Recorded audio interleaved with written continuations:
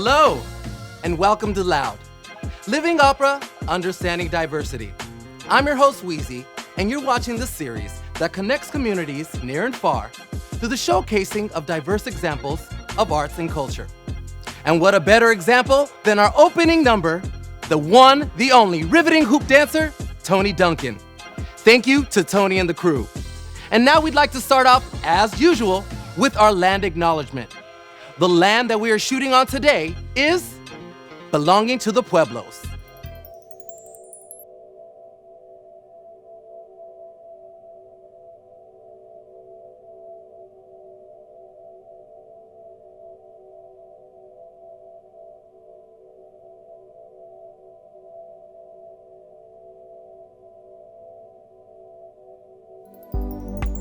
On today's episode, we discover the history of New Mexico and all of its diverse cultures that live right here. And we also dive into the immense number of small music cities here in New Mexico.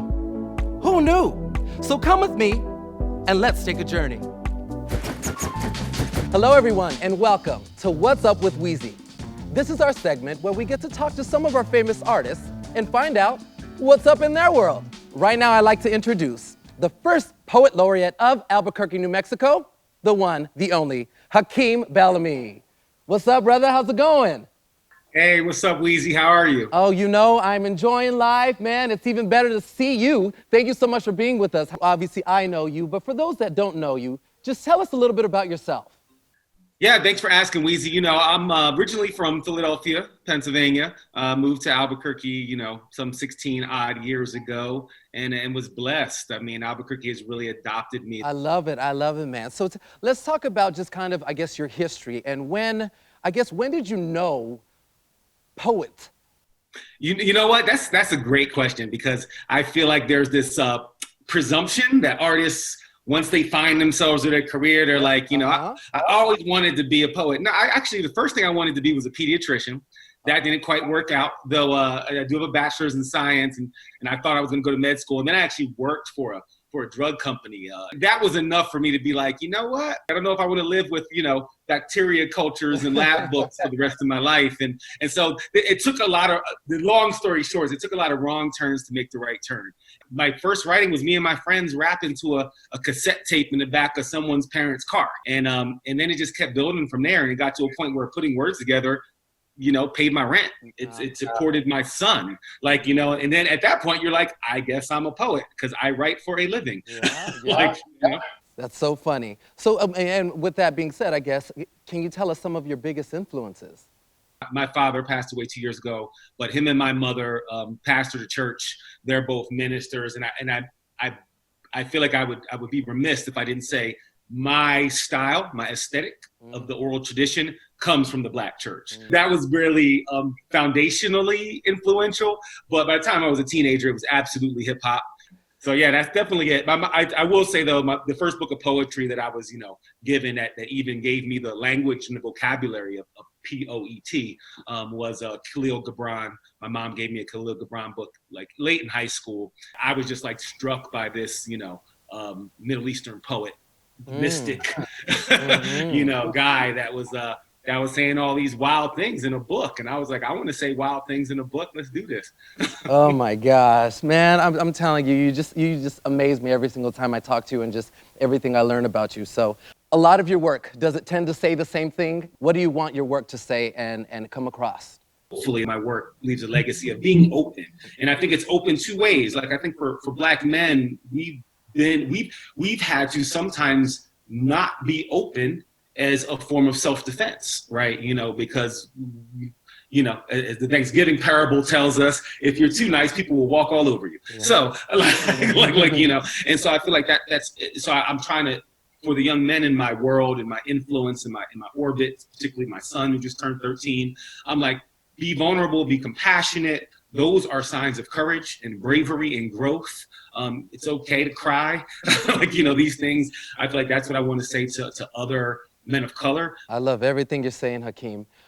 So let's talk about the future. What's next for Hakim? What are your new endeavors that we should be looking for here coming up in the next couple of years? what's on the horizon regarding music. I've actually been finishing 2 projects right now.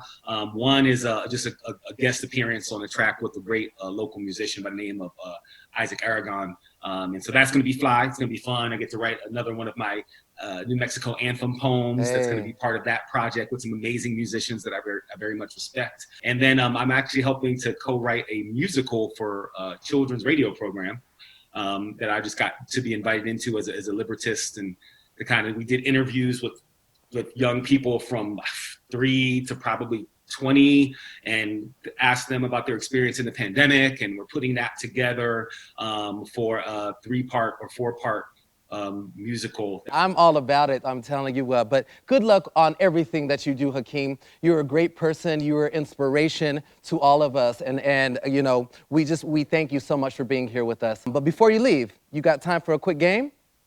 Yes, of course. All right. It's time, ladies and gentlemen, for a game we call This or That. All right, Hakeem, I'm gonna give you 2 words. You gotta pick one. Jazz or blues? Blues. Okay. Sweet or sour? Sour. Okay. Me too. Definitely sour.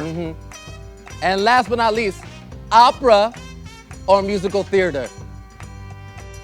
Oh, that's so hard, Weezy, because you know, I just talked about musical theater, so that's what I'm gonna say. But shout out to the Arizona Opera for having me. I'm humbled and blessed. Hakeem, thank you so much for your time, man. Much love. We hope to see you soon again. But that's all we have for today. Thank you guys so much for hanging out on What's Up with Weezy. When we think of New Mexico, most may think of beautiful Hatch Green Chili, Carlsbad Taverns, or maybe even Billy the Kid. But what most don't know of is the immense number of creative music cities here in New Mexico. In an effort to look beyond the well-known creative hotspots, this list focuses on music cities with a population of 500,000 or less. The economic impact of creative industries on these communities is backed by data and communicated by the stories we share. With New Mexico holding 3 spots on our list, you know exactly why this state has no lack of music or culture. Coming in at number 8, Ruidoso. The live music scene in Ruidoso is hotter than ever. In the summer, the city has live music performances almost every weekend and music festivals for every season. Coming in at number 3, Santa Fe. Santa Fe's vibrant and eclectic live music scene truly has something for everyone, including blues, country, and everything in between. And of course, it offers a wide selection of venues like the historic Lensic Performing Arts Center, a recipient of the Western States Arts Federation Tour West grant. The Lensic Performing Arts is a frequent stop for nationally renowned touring artists. And coming in at number 2, Taos. The fact that Taos has a population of 32,835 makes it all the more impressive that it has earned such a formidable position in the American art scene. Taos has a music location quotation of 2.84. This means that Taos has 2.84 times the concentration of musicians when compared to the national average. So as you can see, not only does New Mexico have agriculture and history, but also deep-rooted in cultures. We hope this will open up your hearts and minds to visit New Mexico for its vibrant music scene. Oh, welcome back. So, how was it? Did you learn something new? Well, we hope you did, because that's all the time we have for today's show. So a big thank you to all of our performers and all of our guests. But before we leave, one more performance for you. Coming to the Loud stage, give it up for the one, the only, the first Poet Laureate of Albuquerque, Hakim Bellamy. I said, my town is the greatest. When they said make Albuquerque great again, never scared like the Pueblo Revolt, made Albuquerque brave again. Where the creation stories create us, so don't look surprised when we fancy ourselves story creators. In Father God's own image, so I pray you forgive our transition to Mother Nature. We, transgender, translanguage, transnation, and transracial. Translation, raza cosmica, we might as well be the Zia symbol of transportation. Might as well big eye our third eye, north, south, east, west. Been a bullseye for migration ever since we rat-a-tat-tatted that codex on our chests. My city relentless, where the living is more but the rent's less. where peace of land has always meant peace of mind. And my pacientes understand that the Cibola Coronado could never find was actually inside the people he never mined. My city, 5,300 feet above sea level. So believe me when I say you can't see us. My city been greater than great again since Albuquerque was Tiwa.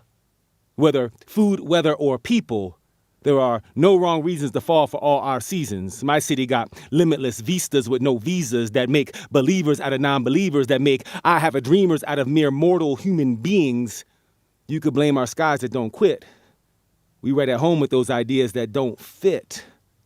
Where God put the goalposts so far apart that our prayers always go in them. Where the table is always set to welcome saints and sinners. But it's never Last Supper because there's always another feast. Pound for pound, my city be the greatest, pretty champ like Ali. His mama named him Clay. And yeah, we got that pottery. Got that more in our blood like we found little Steve. So many Urkels in the lab, you could call us Sandia. Throw it up for my city, if you down for my people. Thanks for watching and opening up your hearts and minds to Loud. We hope that you're leaving with a new appreciation for Native American hoop dance brought on by Tony Duncan. If you haven't experienced the New Mexico music scene, fingers crossed our list piqued your interest. And always empowered by the words of an inspirational man, Hakim Bellamy. Thanks again, and remember, never be afraid to be loud.